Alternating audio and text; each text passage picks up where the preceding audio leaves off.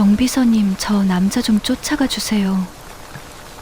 회사 정문을 나서던 순간 어둠을 가르며 누군가가 달려오고 있었습니다.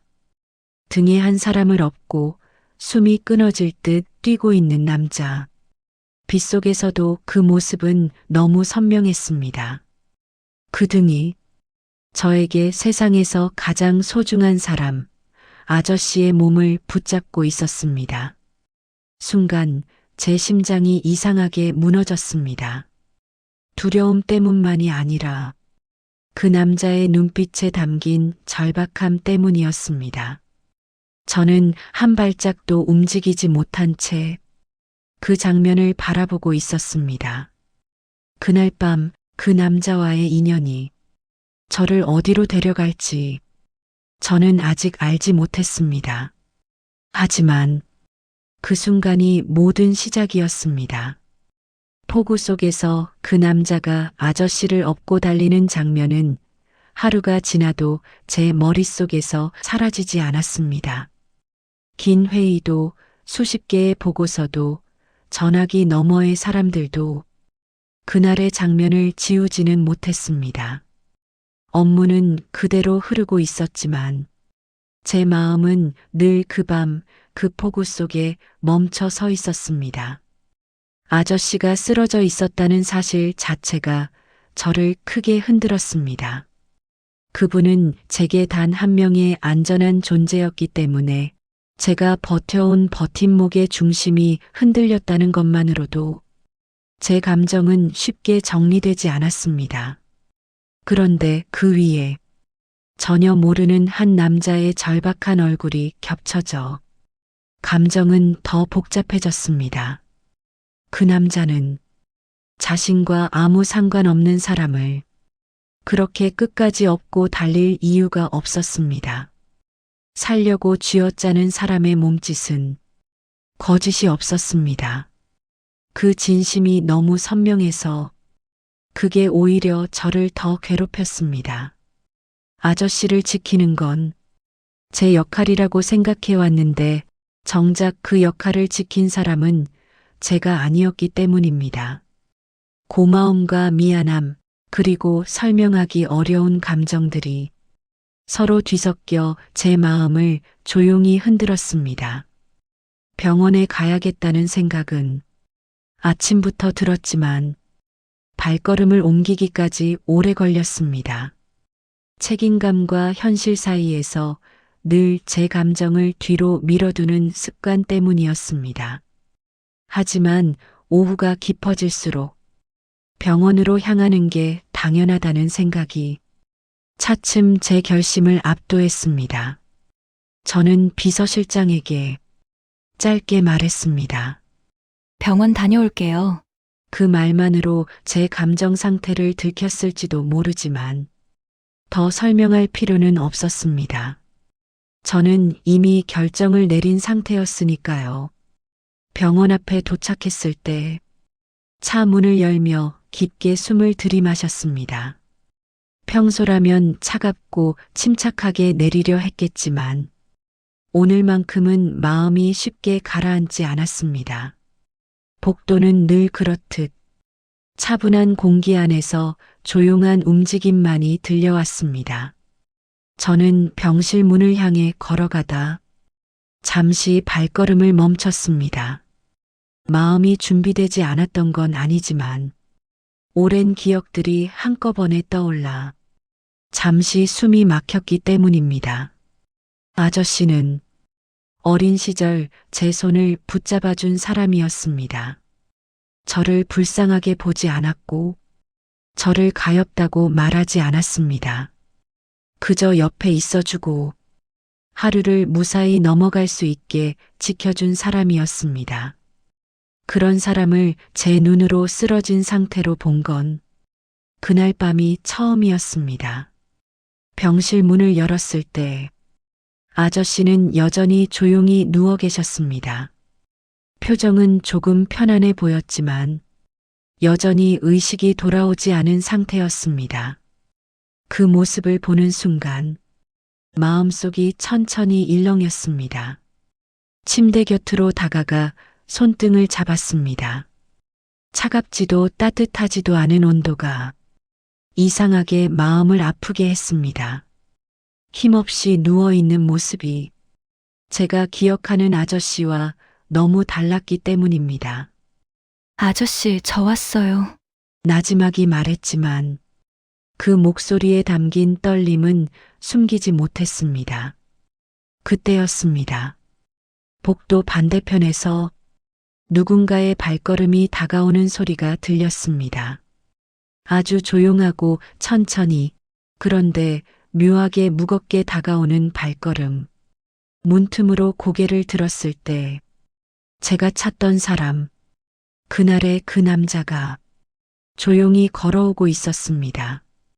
민호 씨, 그는 저를 본 건지 못 본 건지 모르겠지만 복도 한쪽에서 잠시 멈춰서서 병실 안을 바라보았습니다. 제가 먼저 시선을 떼지 못했습니다. 폭우 속에서 등을 잔뜩 굽히고 달리던 모습과 지금 이렇게 조용히 서 있는 모습이 겹쳐 보였습니다. 그는 여전히 조금 지쳐 보였지만 그 안에는 진심에서 나오는 흔들리지 않는 무언가가 느껴졌습니다. 그 진심이 그날 밤 제 아저씨를 살렸다는 사실이 제 마음을 또 한 번 크게 흔들었습니다. 그 순간 저는 깨달았습니다.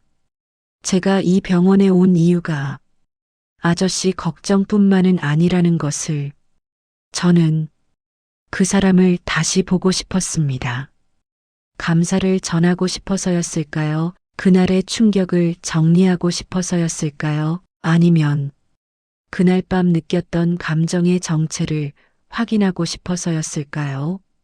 정확히 말하긴 어려웠지만 하나만은 분명했습니다. 그 남자가 제 삶에 스며들기 시작했다는 사실입니다. 제가 준비한 적도 없고 원한 적도 없고 생각해 본 적도 없는 방식으로 그는 조용히 제 안으로 들어오고 있었습니다. 저는 민호 씨에게 다가가려 했지만 쉽게 발걸음이 떨어지지 않았습니다. 낯섦과 조심스러움, 그리고 설명하기 어려운 감정들이 제 마음을 동시에 붙잡고 있었기 때문입니다. 하지만 그를 그냥 돌아가게 둘 수 없다는 생각도 똑같이 강하게 자리 잡았습니다. 그날 밤 폭우 속에서 누군가의 생명을 포기하지 않겠다는 마음으로 뛰던 사람, 그 사람이 제 마음에 남겨둔 흔적을 저는 이제 쉽게 무시할 수 없다는 걸 알았습니다. 아저씨의 손등을 한 번 더 살짝 쥐어보며 저는 마음속으로 조용히 말했습니다. 이 감정 나는 숨기지 말아야겠다. 그날 저는 그렇게 제 안에서 무언가가 움직이기 시작했음을 분명히 느꼈습니다. 그리고 그것은 돌아갈 수 없는 시작이었습니다. 아저씨의 병실을 나선 뒤에도 제 마음은 쉽게 가라앉지 않았습니다.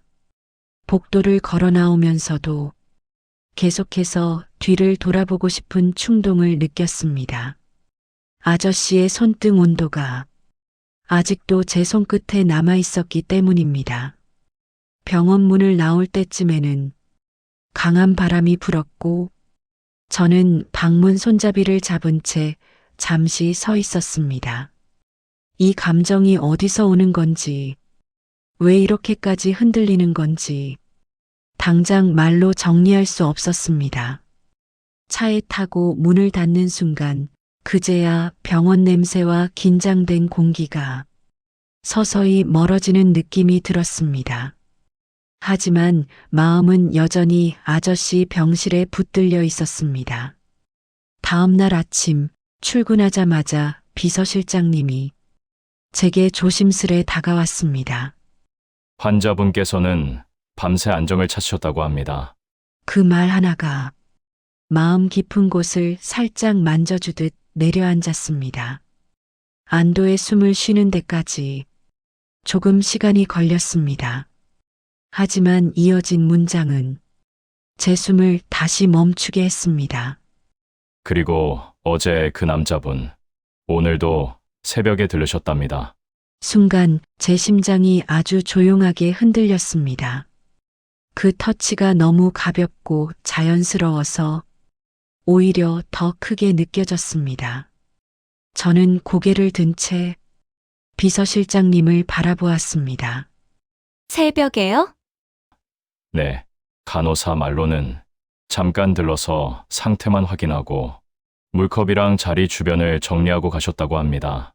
물컵을 정리한다는 말이 이상하게 크게 와 닿았습니다. 그건 누군가를 챙길 때 무의식적으로 나오는 행동입니다. 부담 없이, 이기심 없이 그냥 할 수 있으니까 하는 행동. 그런 종류의 행동이 저와는 너무 오랜 기간 떨어져 있었습니다. 저는 대답을 하지 못한 채 잠시 시선을 책상으로 돌렸습니다. 보고서 글자가 흐릿하게 보였습니다. 어제 그 남자의 뒷모습, 지친 숨, 조용한 눈빛이 너무도 정확하게 떠올랐습니다. 그건 의무도 아니고 보상을 바라는 것도 아니었습니다. 해야 할 이유가 없는데도 누군가를 돕는 사람, 그런 사람을 저는 오랫동안 본 적이 없었습니다. 시간이 조금 지나자 비서실장님이 다시 제게 말했습니다. 대표님께서 직접 한번 만나보시겠습니까? 그 질문은 저도 이미 스스로에게 하고 있던 질문이었습니다. 하지만 그 말이 다른 사람의 입에서 나오니까 무언가 더 분명해졌습니다. 네. 어떻게든 한번 만나야겠네요. 저는 짧게 대답했지만 그 한마디 안에는 여러 감정이 뒤섞여 있었습니다.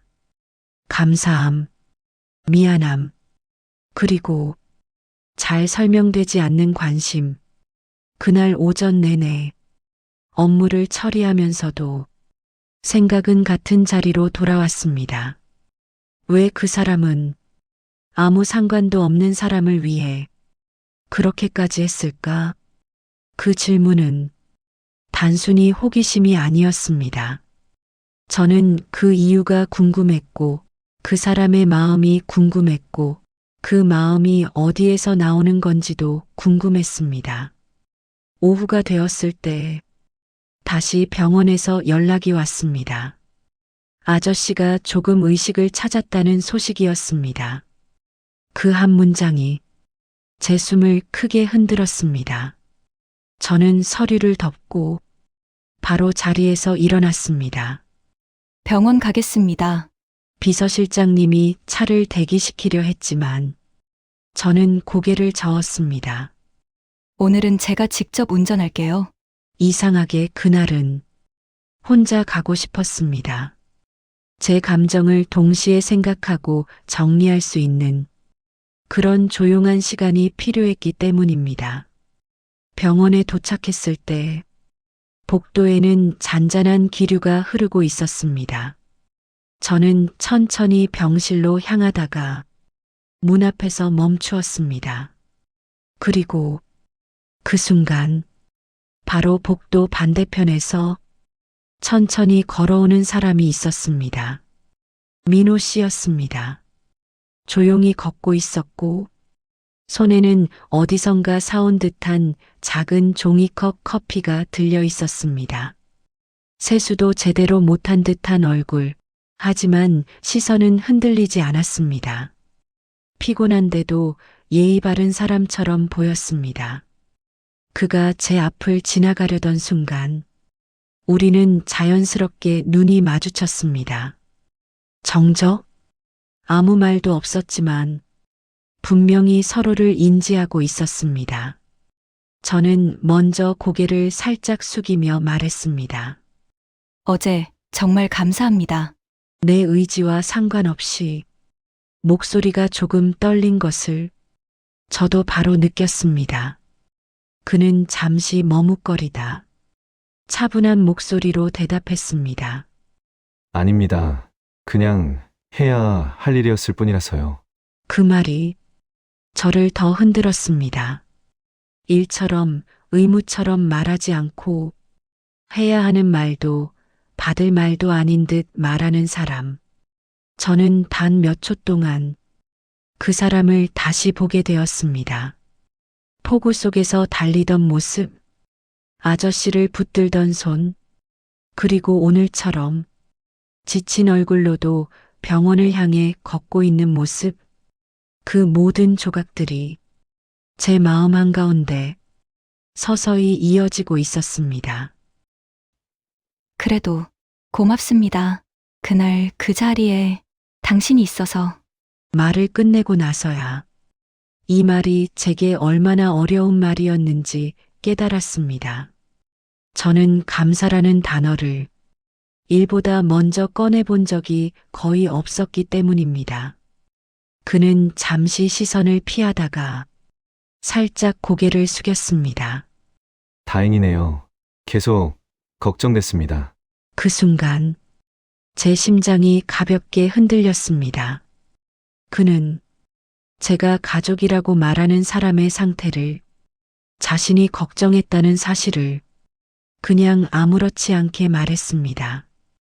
과하지도 자기적이지도 않게 저는 그 모습이 이상할 만큼 편안했습니다. 단 몇 분의 대화였을 뿐이지만 그 사람의 인상이 마음 한가운데 남아 있었습니다. 어제 봤던 비 맞은 모습보다 오늘의 이 담담한 모습이 오히려 더 깊게 그가 먼저 고개를 숙여 인사를 하고 복도를 지나 멀어지고 있을 때 저는 그 뒷모습을 잠시 바라보았습니다. 그리고 하나의 결론을 내렸습니다. 이 사람을 더 알고 싶다.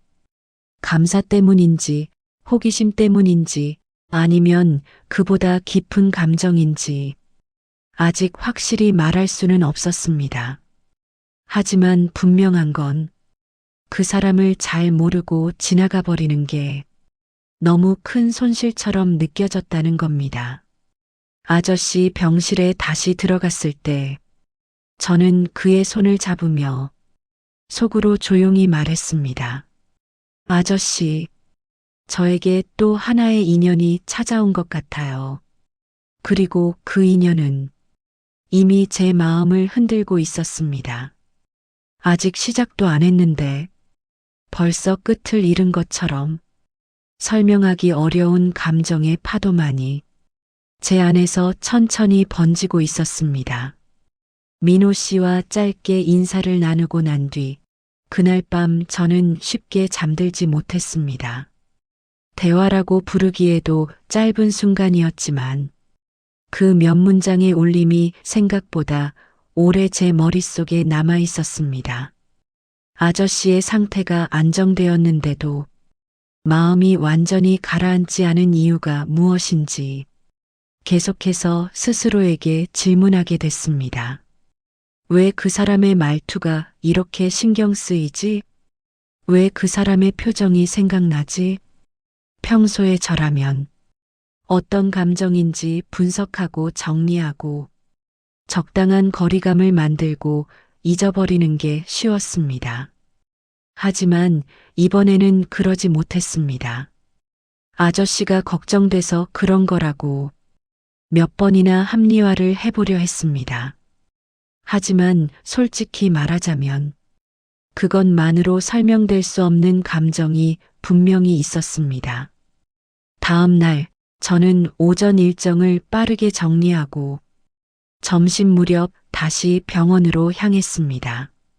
아저씨의 상태를 확인하고 싶다는 마음이 컸지만 그 외에 또 다른 이유가 있다는 걸 저는 스스로 인정할 수밖에 없었습니다.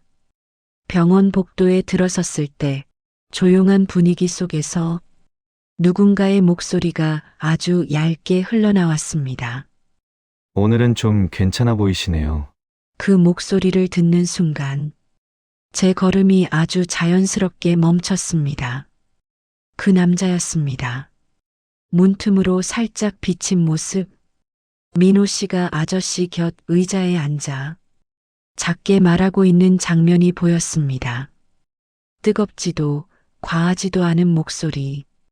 정말로 알아서 걱정해버리는 사람의 말투였습니다. 저는 문 앞에서 한동안 서 있었습니다. 들어가지도 못하고 돌아서지도 못했습니다. 그는 아저씨에게 본인이 왜 여기 왔는지도, 왜 걱정되는지도, 어떤 감정인지도 설명하지 않았습니다. 그저 말수가 적은 사람처럼 짧게 안부만 묻고 자연스럽게 자리를 정리하고 있었습니다. 그 모습이 이상하게 편안했습니다. 억지로 연출된 장면처럼 느껴지지 않고 그저 일상처럼 보였습니다. 잠시 후 그는 자리에서 일어났고 문을 향해 천천히 걸어왔습니다. 저는 그제야 몸을 떼어 문 옆으로 살짝 비켜섰습니다. 문이 열리며 우리 눈이 다시 마주쳤습니다. 그 순간 말로 설명할 수 없는 미묘한 정적이 흘렀습니다. 저는 먼저 고개를 살짝 숙였습니다. 또 오셨네요. 조금 어색한 인사였지만 그 말을 꺼내는데 생각보다 용기가 필요했습니다. 그는 잠시 망설이다 가볍게 미소를 지었습니다. 그냥 마음에 계속 걸려서요. 그 한마디가 제 마음을 예측 못한 방향으로 흔들었습니다. 누군가의 걸림이 된다는 게 좋으면서도 당황스러웠습니다. 저도 오늘 오고 싶었어요. 입 밖으로 나온 제 말이 이상하게 솔직했습니다. 평소라면 하지 않았을 말인데 그 순간엔 숨기고 싶지 않았습니다. 그는 고개를 끄덕이며 차분하게 대답했습니다. 그럴 거라고 생각했습니다. 가족이라고 하셨으니까요. 이 말이 짧지만 깊은 여운을 남겼습니다. 아저씨를 가족이라고 제가 말했던 순간을 그가 그렇게 받아들이고 있었다는 사실이 조용히 제 가슴을 건드렸습니다. 아저씨가 의식 찾으시면 제가 직접 말씀드릴게요. 누가 도와주셨는지. 그는 잠시 시선을 아래로 떨궜다가 부드럽게 답했습니다.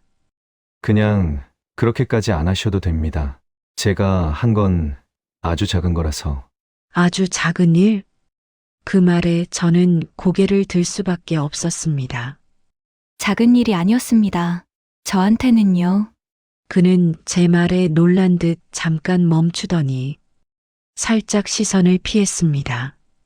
제가 너무 진심이 담긴 목소리로 말했기 때문일지도 모릅니다. 그렇게 짧은 정적이 흐른 뒤 그가 다시 조용히 말을 이었습니다. 그날 사실 좀 무섭긴 했습니다. 숨이 끊어질까봐.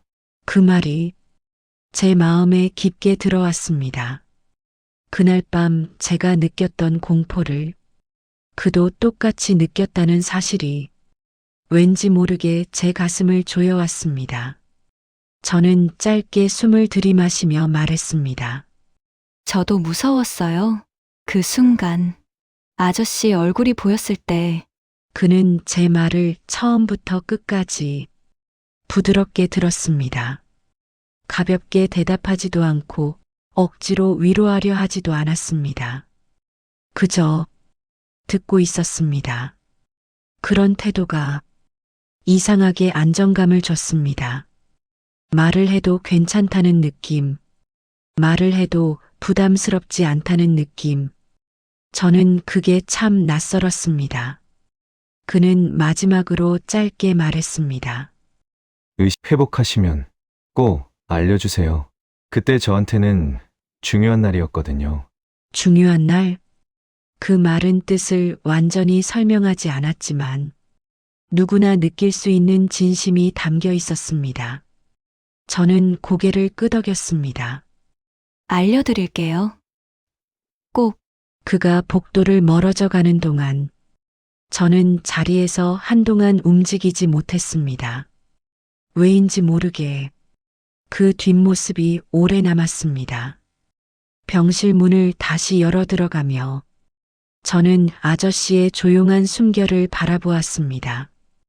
그리고 제 마음이 아주 작게 흔들리고 있다는 걸 그제야 분명하게 느꼈습니다. 이 감정이 어디로 이어질지 아직 알 수 없었지만 분명한 건 하나였습니다. 그날 그 사람과의 짧은 대화가 제 안에서 무언가를 천천히 움직이기 시작했습니다. 아저씨가 의식이 점점 회복되기 시작한 날, 저는 처음으로 심장 깊은 곳에서 숨을 제대로 내쉬는 느낌을 받았습니다. 병실 문을 열었을 때 아저씨가 눈꺼풀을 아주 약하게 떨고 있는 모습은 제가 며칠 동안 잊고 지냈던 안도라는 감정을 불러왔습니다. 아저씨, 저예요, 도연이. 천천히 제 말을 알아듣는 듯 아저씨가 손가락을 아주 약하게 움직였습니다. 그 작은 움직임 하나가 제 마음 전체를 큰 파도처럼 흔들었습니다. 하지만 그 기쁨 속에서 누군가의 얼굴이 자연스럽게 떠올랐습니다. 민호 씨, 아저씨의 회복을 들으면 누구보다 기뻐할 사람. 그날 빗속에서 아저씨를 업고 뛰던 모습이 너무 선명하게 떠올라 저는 그에게 알려야겠다는 생각이 들었습니다. 그와의 대화를 떠올렸을 때 제 마음이 왜 이렇게 진정되지 않는지 그 이유를 완전히 말할 순 없었습니다. 하지만 숨길 수 없는 감정이 있었습니다. 그 남자의 진심이 제 마음에 닿았다는 사실만큼은 분명했습니다. 잠시 후 저는 비서실장님에게 연락했습니다. 민호 씨 연락처 찾으셨나요? 아저씨가 의식이 회복되면 연락드리겠다고 해놓고는 바보같이 연락처를 받지 못했습니다. 비서실장님은 잠시 말을 아끼다 조심스럽게 대답했습니다. 네, 다행히 병원 방문 기록에서 연락처를 확인했습니다. 연락해 볼까요? 저는 망설이지 않았습니다. 아니요, 제가 직접 전화할게요. 전화 버튼을 누르기 전까지 손끝이 미세하게 떨렸습니다. 이 떨림이 긴장인지 혹은 기대인지 정확한 이름은 모르겠지만 두 감정이 함께 있는 건 분명했습니다.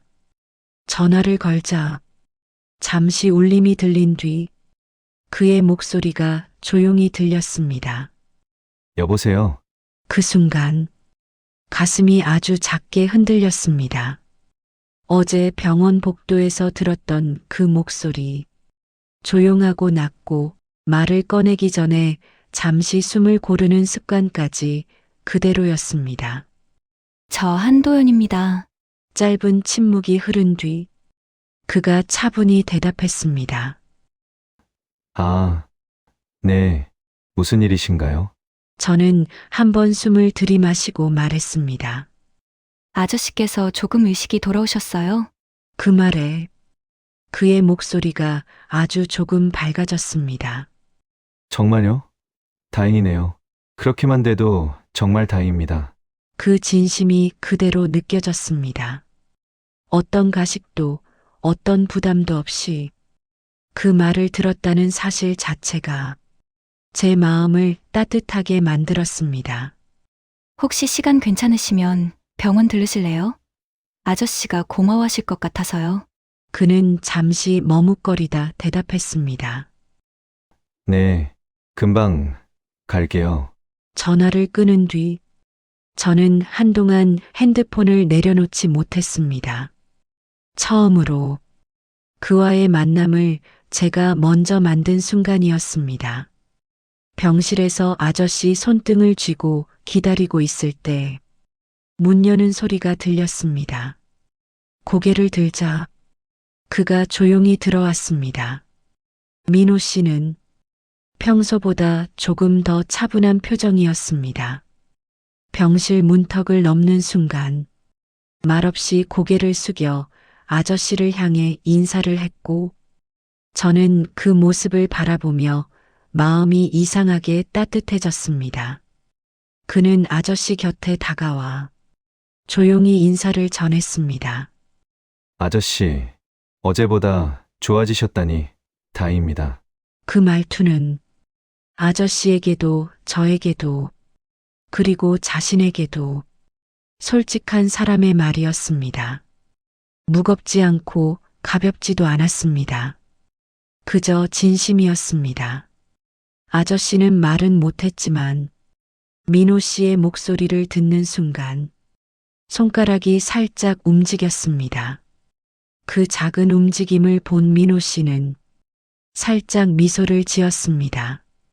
그 장면은 제게는 조금 특별한 순간처럼 보였습니다. 그는 자리를 뜨려 했습니다. 저는 이제 그만 가보겠습니다. 저는 무의식적으로 그를 붙잡고 싶었습니다. 하지만 손을 뻗을 수 없었고 대신 말이 먼저 튀어나왔습니다. 잠깐만요. 그가 돌아보았습니다. 정말 감사합니다. 아저씨가 쓰러진 날부터 지금까지요. 그는 시선을 천천히 아래로 내리며 대답했습니다. 제가 할 수 있는 게 그 정도뿐이어서요. 그 말이 도망치듯 겸손한 것이 아니라는 것을 저는 잘 알고 있었습니다. 그는 정말로 그 말 그대로의 마음을 가진 사람이었습니다. 병실 밖으로 나가 함께 복도를 걸으며 자연스럽게 대화가 이어졌습니다. 오늘은 일하시는 날 아니었나요? 제가 묻자 그는 어깨를 살짝 으쓱하며 말했습니다. 조금 바쁘긴 했는데 그래도 와야 할 것 같았습니다. 그 말 안에는 이유를 숨기지 않는 단순함이 있었습니다. 그 단순함이 저에게는 오랜만에 느끼는 편안함이었습니다. 부담스럽지 않으셨으면 좋겠어요. 제가 조심스럽게 말했을 때 그는 아주 짧게 웃었습니다. 부담스럽지 않습니다. 그냥 도와드리고 싶어서요. 그 말은 그날 폭우 속에서 본 그의 얼굴과 정확히 이어졌습니다. 누군가를 돕는 이유가 어떤 이득도 목적도 없는 사람, 그저 해야 할 일이라고 느껴서 움직이는 사람. 저는 그 순간 그와의 거리감이 조금 줄어든 걸 느꼈습니다. 병원 입구에서 그가 인사를 건네고 돌아설 때 저는 가만히 그의 뒷모습을 바라보았습니다. 그리고 전보다 조금 더 오래 그 모습이 제 시야에 남아 있었습니다. 그날 밤 저는 아저씨 곁에서 조용히 앉아 있었습니다. 아저씨가 잠든 병실에서 천장의 희미한 불빛을 바라보며 생각이 한 방향으로 흘러갔습니다. 이 사람, 왜 이렇게 마음에 스며들까? 저는 그 답을 아직 모릅니다. 하지만 분명한 건 하나였습니다. 민호 씨가 제 인생의 어느 지점에 조용히 들어오고 있다는 사실입니다. 그리고 저는 그 사실을 더 이상 부정할 수 없게 되었습니다. 아저씨가 조금씩 회복하면서 제 마음도 서서히 안정을 찾아가기 시작했습니다. 하지만 이상하게도 감정이 가라앉을수록 그 안에서 다른 파도가 일렁이고 있었습니다. 민호 씨의 얼굴, 그의 말투, 그의 시선, 그의 조심스러운 배려, 그리고 그가 떠나던 뒷모습까지 모든 장면이 제 안에서 계속 이어졌습니다. 아저씨의 상태는 안정되어 가는데 이상하게 마음 한쪽이 더 바빠졌습니다.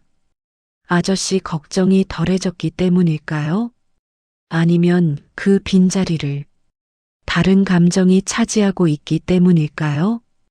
정확하게 설명하지 못하는 감정이 하루 종일 제 숨을 잠깐씩 멈추게 했습니다. 아침 회의를 마치고 사무실에 돌아왔을 때 비서실장님이 조용히 제게 다가왔습니다.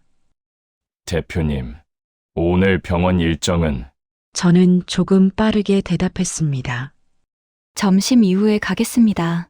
비서실장님은 잠시 저를 바라보다 아주 미묘한 표정을 지었습니다. 제가 알아채지 못할 거라고 생각했겠지만 저는 그 표정을 정확히 읽을 수 있었습니다. 그분은 제가 평소와 다르다는 걸 이미 감지하고 있었습니다. 점심시간이 가까워질수록 제 마음은 어느새 병원으로 향하는 길을 먼저 떠올리고 있었습니다.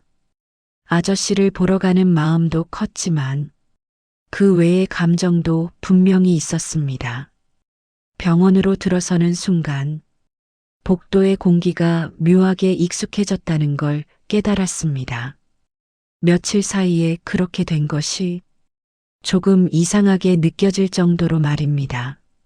아저씨 병실로 가는 길에 간호사가 저를 보고 반갑게 인사했습니다. 보호자님, 환자분 오늘 컨디션 좋으세요. 그리고 아침에 잠깐 그 자주 오시는 남자분도 다녀가셨어요. 그 말이 제 마음을 아주 가볍게 흔들었습니다. 아침에요? 네, 오래 있진 않으셨고 조용히 상태만 보고 가셨어요. 저는 잠시 대답하지 못했습니다. 그가 왔다는 것 자체가 왜 이렇게 마음을 울리는지 스스로도 이해가 완전히 되지 않았습니다. 병실 문을 열기 전에 저는 잠시 손잡이 위에서 손을 멈췄습니다.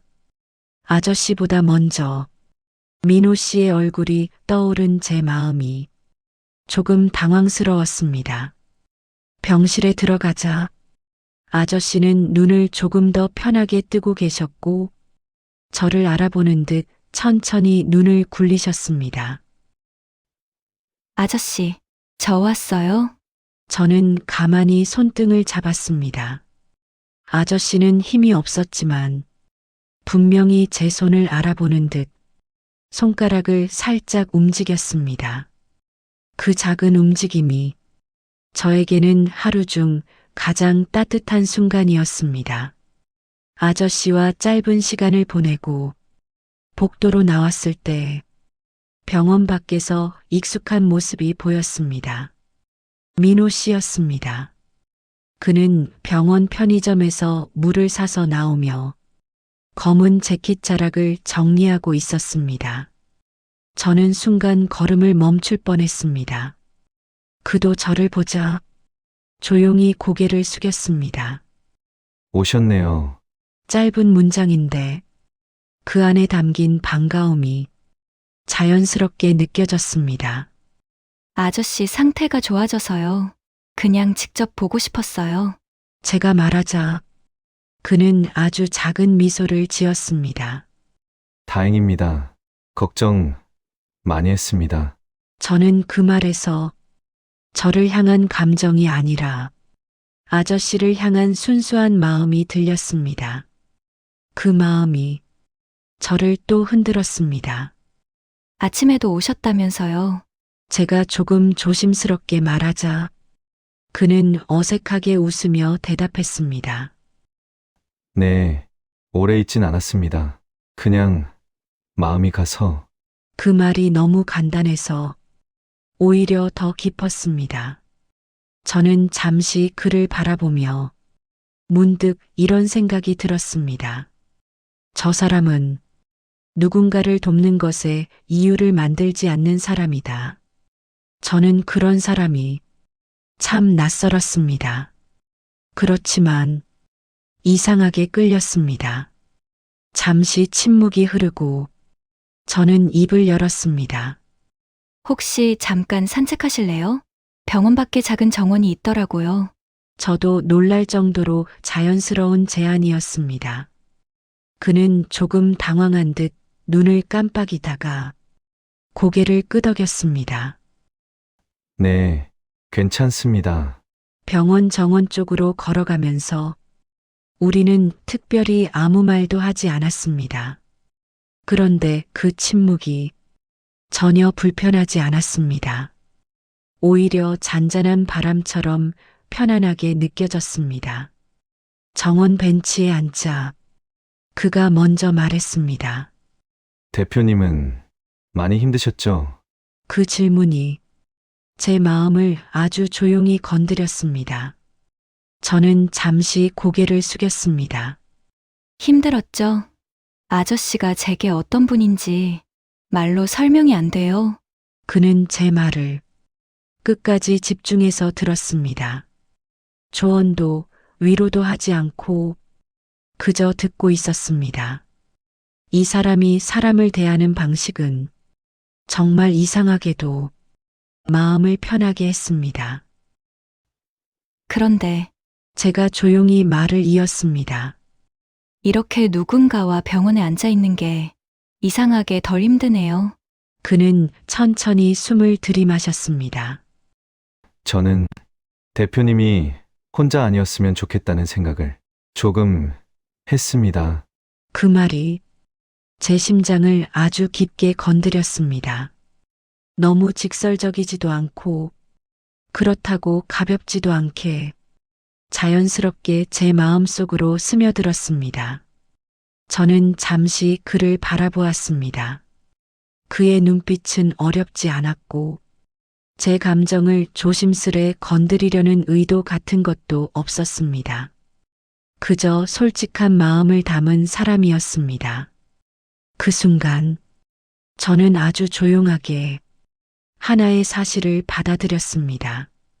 이 사람은 그냥 고마운 사람이 아니다.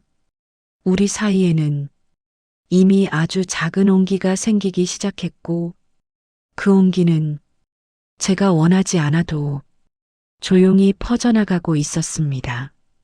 정원을 나와 병원 현관으로 걸어갈 때 저는 마음속으로 아주 작은 결심을 했습니다. 이 사람을 조금 더 알고 싶다. 그리고 그 감정은 더 이상 부정할 수 없을 만큼 분명한 형태를 갖기 시작했습니다. 아저씨 상태가 안정되면서 제 마음도 조금씩 평온을 되찾는 듯 했지만 그 평온은 오래가지 않았습니다. 회사에서 예상치 못한 문제가 터졌기 때문입니다. 아침 회의가 끝나자마자 비서실장님이 급하게 제게 말을 건넸습니다. 대표님, 해외 파트너 쪽에서 서류 오류 문제를 제기했습니다. 오늘 중으로 대응하셔야 할 것 같습니다. 그 말은 제 마음을 순식간에 현실로 끌어내렸습니다. 아저씨 걱정으로 잠시 잊고 있었던 제가 맡고 있는 책임의 무게가 다시 제 어깨 위로 내려앉았습니다. 책상 위에 놓인 서류를 펼치는 순간 머리가 조금 무거워졌습니다. 감정이 복잡해지면 저는 늘 일로 스스로를 다잡았고 그게 제 삶의 방식이었습니다. 하지만 오늘은 평소보다 더 집중하기 어려웠습니다. 머릿속 한쪽에서는 민호 씨의 얼굴이 계속 떠올랐습니다. 병원 정원에서 제가 혼자가 아니었으면 좋겠다고 말하던 그의 목소리, 그 단순한 문장이 제 마음을 잡고 놓아주지 않았습니다. 그때였습니다. 비서실장님이 조용히 제게 다가와 말을 꺼냈습니다. 대표님 요 며칠 표정이 많이 달라지셨습니다. 저는 잠시 손을 멈추고 그분을 바라보았습니다. 무슨 말씀이세요? 그는 조심스럽게 말을 골랐습니다. 대표님이 누군가를 계속 신경 쓰고 있다는 느낌이 듭니다. 말이 끝나는 순간 제 심장이 아주 작게 반응했습니다. 민호 씨를 말씀하시는 건가요? 제가 직접 이름을 꺼내자 비서실장님의 표정이 단번에 굳었습니다. 그는 짧게 숨을 들이마시고 더 조심스럽게 대답했습니다. 대표님, 그분과는 너무 다른 환경에서 사는 사람입니다. 대표님께 불필요한 시선이 생길 수도 있고, 그리고 무엇보다 그가 말을 멈추자 저는 그 미완성 문장을 대신 들을 수 있었습니다. 그 사람은 대표님 세계에 어울리는 사람이 아니다. 말하지 않아도 알 수 있는 의미. 저는 숨을 한번 깊게 들이마셨습니다. 그런 말씀, 지금은 듣고 싶지 않네요. 그 말에 비서실장님은 잠시 입술을 닫았습니다.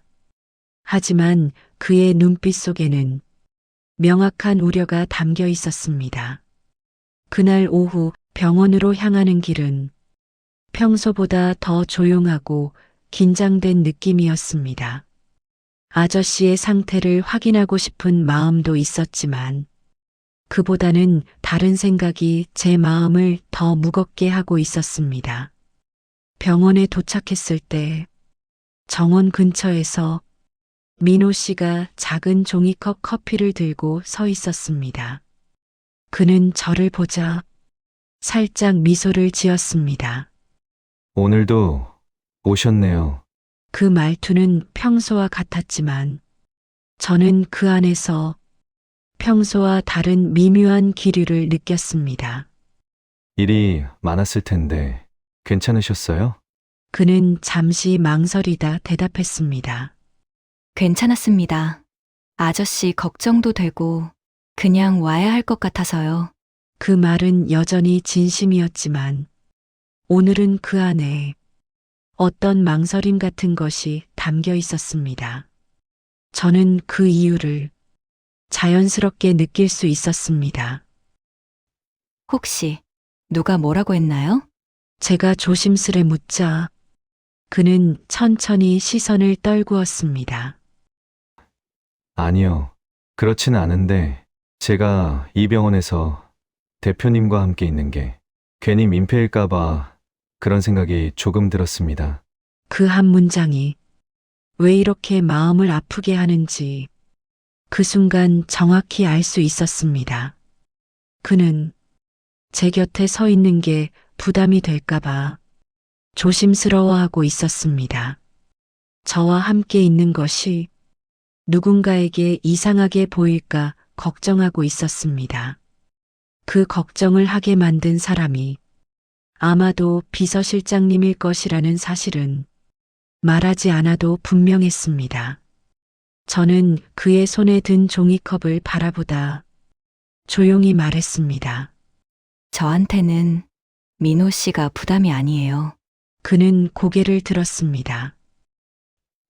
오히려 지금은 당신이 여기 있어주는 게 저한테 더 편하네요. 그 말은 진심이었고 그 순간만큼은 숨기고 싶지 않았습니다.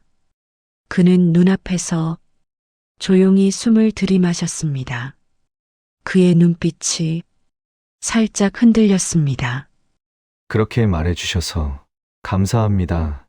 감사합니다. 그는 그 단어로 모든 감정을 정리하려는 듯 말했지만 그 안에 담긴 감정은 결코 가볍지 않았습니다. 병원 정원을 천천히 걸으며 우리는 말없이 나란히 걸었습니다. 침묵은 여전히 편안했습니다. 하지만 그 편안함 아래 우리의 다른 세계라는 그림자가 조용히 드리워져 있는 느낌이 들었습니다. 그는 조용히 말했습니다. 대표님은 저와 같은 자리에서 이렇게 걸어 다니는 게 괜찮으신가요? 저는 걸음을 멈췄습니다. 그리고 그를 바라보았습니다. 왜 그런 생각을 하세요? 그는 솔직하게 대답했습니다. 제가 대표님이 있는 세계에 맞는 사람이 아니라는 생각이 계속 들어서요. 그 말은 나를 상처 주려는 말이 아니라 스스로를 보호하려는 말이었습니다. 그래서 더 아팠습니다. 저는 조금 더 가까이 다가가 차분히 말했습니다. 세계가 다를지 몰라요. 하지만 그게 문제는 아니잖아요. 그는 제 표정을 조심스럽게 바라보았습니다. 그래서 저는 조금 더 솔직한 문장을 꺼냈습니다. 민호 씨와 이야기하고 같은 자리에서 걷고 같은 공간에 있는 게 전혀 어색하지 않아요. 오히려 좋아요. 그 말이 너무 솔직해 저 자신도 놀랐습니다. 하지만 오늘만큼은 그 말을 숨기고 싶지 않았습니다. 민호 씨는 잠시 아무 말도 하지 않았습니다. 그 침묵 속에서 그의 마음이 조용히 흔들리고 있다는 걸 저는 느낄 수 있었습니다. 그는 아주 낮게 말했습니다. 제가 더 조심하겠습니다. 그 말은 가까워지고 싶은 마음과 거리 두려는 마음이 서로 충돌하는 방식이었습니다. 병원 입구 앞에 다다랐을 때 그는 느리게 고개를 숙였습니다. 오늘도 감사했습니다. 저는 그 말에 조용히 고개를 끄덕였습니다. 저도요. 그는 복도를 따라 걸어갔고 저는 그 뒷모습을 바라보았습니다. 멀어지는 그의 모습이 오늘따라 유난히 제 마음에 오래 남았습니다. 그 순간 저는 처음으로 깨달았습니다. 민호 씨와 가까워지는 건 기쁨이지만 그만큼 나를 둘러싼 세계가 그를 밀어낼 수도 있다는 사실이 두려워지고 있다는 것, 그 두려움을 처음 느낀 순간이었습니다. 아저씨의 회복 소식에 잠시 마음이 놓였던 것도 사실입니다. 하지만 그 평온은 오래가지 않았습니다. 그날 오후 비서실장님에게서 급히 전화가 왔습니다. 대표님, 병원에서 연락이 왔는데 상태가 갑자기 안 좋아지셨다고 합니다. 그 말은 듣는 순간 모든 소리가 사라졌습니다. 눈앞이 순간 좁아지는 느낌, 심장이 잠깐 멎었다가 다시 뛰기 시작하는 느낌. 저는 아무 말도 하지 않고 핸드폰을 내려놓은 채 순간적으로 자리에서 일어섰습니다. 차 준비해드릴까요? 비서실장님이 묻자 저는 고개를 저었습니다. 아니요. 제가 바로 가겠습니다. 회사 건물을 벗어나기까지 얼마나 빨리 걸었는지 기억조차 나지 않았습니다. 운전대를 잡을 때 손끝이 미세하게 떨렸습니다. 병원에 도착하자마자 간호사가 저를 불렀습니다. 대표님, 놀라지 마세요. 아주 위급하진 않지만 혈압이 급격하게 떨어지셨어요. 저는 설명을 끝까지 들을 수 없었습니다. 병실 문을 열자 아저씨가 산소 공급 장치 속에서 조용히 숨을 고르는 모습이 보였습니다. 눈은 감겨 있었고 표정은 평소보다 더 고요했지만 그 고요가 오히려 무서웠습니다. 아저씨, 저 왔어요. 제 목소리에 담긴 떨림을 저도 숨길 수 없었습니다. 그때였습니다. 문이 열리는 소리가 들려 뒤를 돌았을 때 민호 씨가 숨을 가쁘게 몰아쉬며 서 있었습니다. 그는 저를 보자 숨을 정리할 틈도 없이 다가왔습니다. 괜찮으세요? 어떻게 된 건가요? 그의 눈빛에는 당황과 걱정이 동시에 담겨 있었습니다. 그 표정은 제가 상상하던 것보다 훨씬 깊었습니다. 혈압이 갑자기 떨어졌대요. 아직 더 지켜봐야 한다고. 제가 겨우 말했을 때 그는 제 옆에서 창백한 표정으로 병상을 바라보고 있었습니다. 그 순간 비서실장님이 병실 문을 두드리고 들어왔습니다. 그리고 문제의 장면이 발생했습니다. 대표님, 여기 이런 분을 무단으로 들이는 건 그는 민호 씨를 향해 차갑게 시선을 내리꽂았습니다. 지금 저희가 감당해야 할 일들이 얼마나 많은데 이런 분까지. 저는 바로 그 말을 끊었습니다.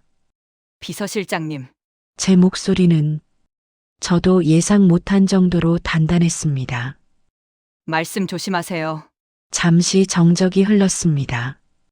민호 씨는 아무 말도 하지 않았지만 그의 손이 아주 작게 움찔하는 게 느껴졌습니다. 비서실장님의 표정은 굳어 있었고 저를 바라보며 조심스레 말했습니다. 저는 대표님을 위해 말씀드리는 겁니다. 저는 숨을 깊게 들이마시고 천천히 고개를 저었습니다. 절 위해서라면 이런 말은 하지 않으셔야죠. 아주 짧은 순간 방 안의 공기가 확 달라졌습니다. 저는 그 분위기를 밀어내듯 말했습니다. 그분은 지금 이 상황에 누구보다 함께 있어야 하는 사람입니다. 비서실장님은 눈을 내리깔고 천천히 병실 밖으로 나갔습니다. 문이 닫히자 아무 말도 하지 않은 사람은 민호 씨였습니다. 그는 한동안 눈을 내리뜨며 말할 틈조차 없이 복잡한 표정을 짓고 있었습니다. 제가 여기 있는 게 맞는지 모르겠습니다. 그 순간 제 마음이 강하게 흔들렸습니다. 저는 고개를 들고 그를 곧바로 바라보았습니다. 아닌데요. 그는 놀란 듯 저를 바라봤습니다. 여기 있어야 하는 사람, 지금 이 순간 당신입니다. 그 말은 저도 예상하지 못했던 제 마음의 가장 솔직한 부분이었습니다. 민호 씨는 아무 말도 하지 않고 그 자리에 잠시 서 있었습니다. 그 침묵은 어색함이 아니라 감정이 깊게 움직이는 조용한 침묵이었습니다. 그리고 그때 아저씨의 손가락이 아주 약하게 움직였습니다. 저와 민호 씨는 동시에 고개를 돌려 아저씨를 바라보았습니다. 그 작은 움직임 하나가 모든 긴장을 잠시 멈추게 했습니다. 민호 씨는 아주 천천히 숨을 내쉬며 말했습니다. 다행입니다. 그 말은 그가 얼마나 이 순간을 저만큼이나 깊게 걱정하고 있었는지를 보여주는 말이었습니다. 아저씨의 상태가 조금 안정되자 민호 씨는 조용히 말했습니다. 대표님, 밖에 잠깐 나가 계시는 게 좋을 것 같습니다. 지금 얼굴이 많이 힘드세요. 저는 그 말이 위로이자 걱정이라는 걸 바로 알 수 있었습니다. 우리는 병실에서 천천히 나왔고 복도에서 멈춰 섰습니다. 그는 제 쪽으로 천천히 몸을 돌렸습니다. 누가 뭐라고 해도 저는 계속 올 겁니다.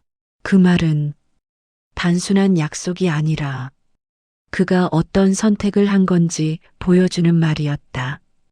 저는 숨을 잠시 고르고 솔직하게 대답했습니다. 와주세요.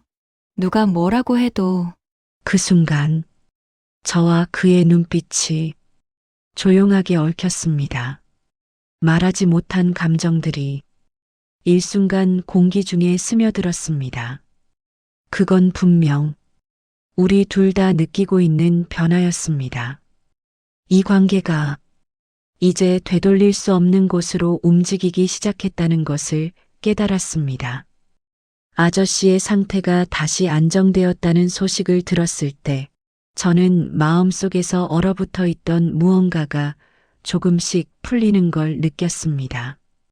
하지만 그 안도감이 느껴지는 순간조차 제 마음은 이미 다른 방향으로 움직이고 있었습니다. 병실에서 잠깐 나온 뒤 복도 창가를 바라보며 제가 처음 떠올린 사람은 놀랍게도 민호 씨였습니다.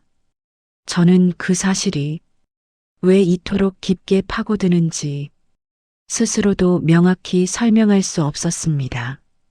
비서실장님과의 갈등 이후 한 걸음 물러서야 정상인데 오히려 제 안에서는 그를 향한 감정이 더 선명해지고 있었습니다.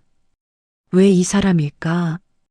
그 질문이 마음 깊은 곳에서 반복되었습니다.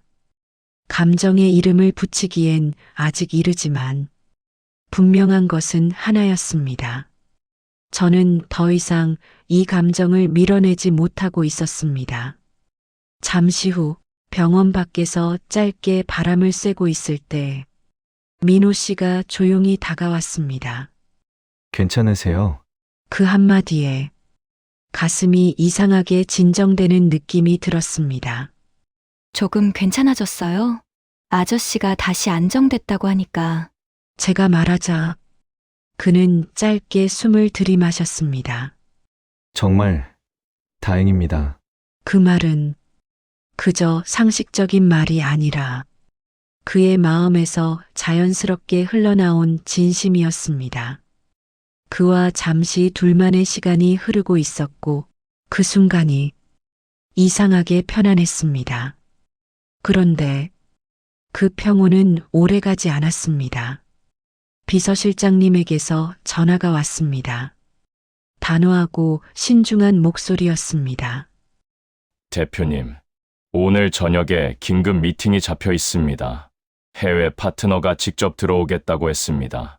저는 잠시 침묵했습니다. 오늘이요? 예, 대표님이 꼭 참석하셔야 합니다. 일과 감정이 부딪히는 순간은 항상 이렇게 갑작스럽게 찾아왔습니다. 알겠습니다. 곧 가겠습니다. 저는 전화를 끊고 민호 씨를 바라보았습니다. 그는 제 표정을 읽고 아주 조심스럽게 물었습니다. 일 문제가 생기신 건가요? 저는 고개를 끄덕였습니다. 정리가 꽤 필요해서요. 오늘은 병원에 오래 못 있을 것 같아요. 그는 말없이 짧게 고개를 끄덕였습니다. 그 침묵 속에 아직 말로 하지 않은 자기 자리의 한계를 느끼는 듯한 감정이 담겨 있었습니다. 저는 그것이 어떤 감정인지 알고 있었습니다. 그리고 그 감정이 내려놓기에는 너무 아프다는 것도 알고 있었습니다. 민호 씨, 제가 먼저 그를 불렀습니다. 그는 천천히 고개를 들었습니다. 아까 병실에서 있었던 일, 마음에 담아두지 마세요.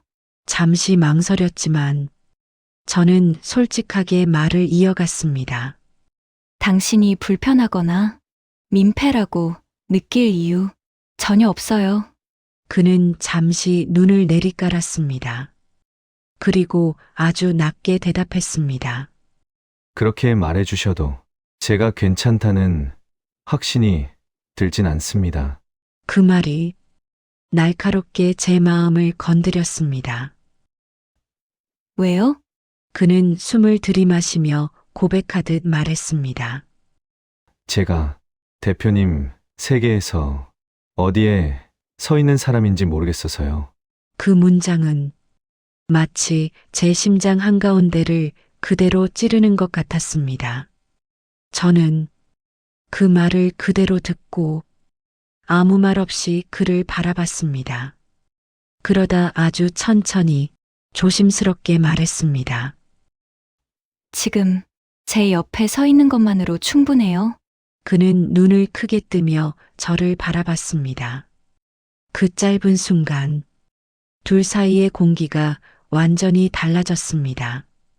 말로 표현할 수 없는 감정이 둘 사이에서 조용히 피어올랐습니다. 제가 먼저 시선을 돌리려고 할 때 그가 아주 조용하게 말했습니다. 오늘 미팅 끝나면 다시 병원 오세요. 그 말은 단순한 부탁이 아니라 저를 걱정하고 있다는 마음에서 나온 말이었습니다. 혼자 감당하지 않으셔도 돼요. 그 순간 가슴이 크게 흔들렸습니다. 그의 말은 위로가 아니라 온전한 동행의 의지였습니다. 저는 숨을 고르고 작게 고개를 끄덕였습니다. 올게요. 그는 제가 말한 그 한마디를 자세히 새겨두듯 천천히 고개를 숙였습니다. 병원을 떠나는 길에 저는 마음 한가운데에서 아주 분명한 감정이 생겨나는 걸 느꼈습니다.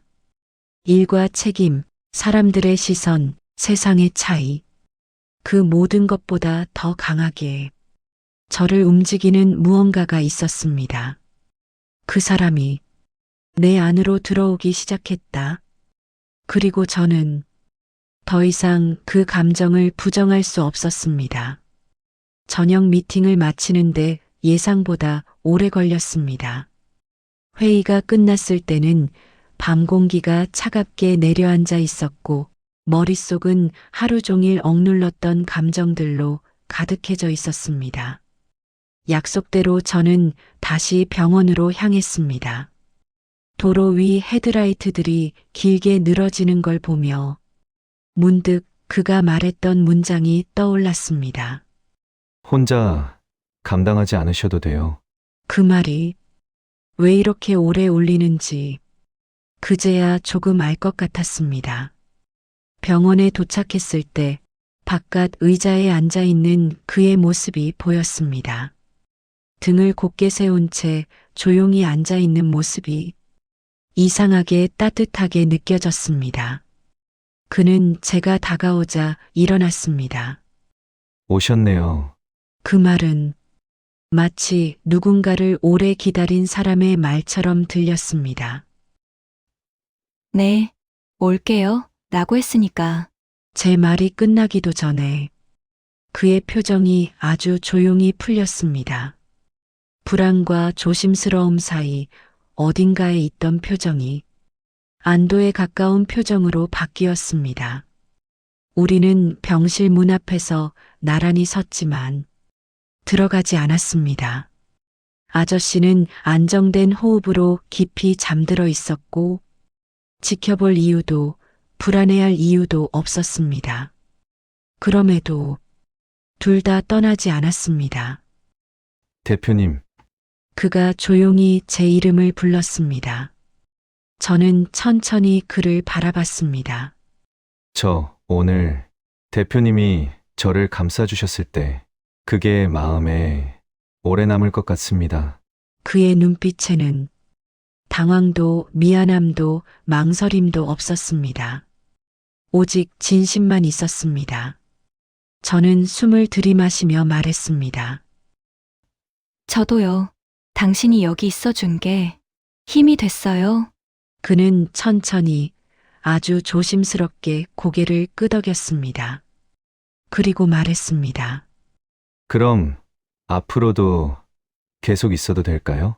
그 말은 고백이라 부르기엔 너무 조용하고 부탁이라 하기엔 너무 깊은 말이었습니다. 저는 오래 고민하지 않았습니다. 네, 그러셔도 돼요. 그 대답은 저도 예상하지 못한 만큼 솔직하고 단단했습니다. 그의 눈빛이 아주 조금 흔들렸습니다. 기쁨 때문인지 안도 때문인지 그건 굳이 구분할 필요가 없었습니다. 병원 복도 끝에는 밤새 켜있는 희미한 불빛이 두 사람의 그림자를 길게 느리고 있었습니다. 저는 그 그림자를 바라보며 조용히 생각했습니다. 이 사람과 함께 걷는 길이 어디까지 이어질지는 모르지만 적어도 지금 이 순간만큼은 내가 선택한 길이다. 그것이면 충분했습니다. 아저씨 병실 문을 다시 잠시 바라본 뒤 저희는 같은 방향으로 천천히 걸어갔습니다. 서로를 향한 발걸음이 처음으로 주저없는 느낌으로 맞춰지던 밤이었습니다. 인생은 때때로 전혀 예상하지 못한 순간에 우리를 누군가에게 데려다 놓습니다. 하루하루 버티던 마음이 너무 조용히 무너질 때가 있고 그 무너진 자리로 천천히 스며드는 사람이 있습니다. 어쩌면 중요한 건 누가 더 완벽한 사람이냐가 아니라 내가 흔들릴 때 조용히 옆에 서 있어 주는 사람일지도 모릅니다. 당신에게도 그런 사람이 있기를 바랍니다. 이야기에 공감하셨다면 댓글로 마음을 남겨주세요. 구독과 좋아요는 다음 이야기를 만드는데 큰 힘이 됩니다.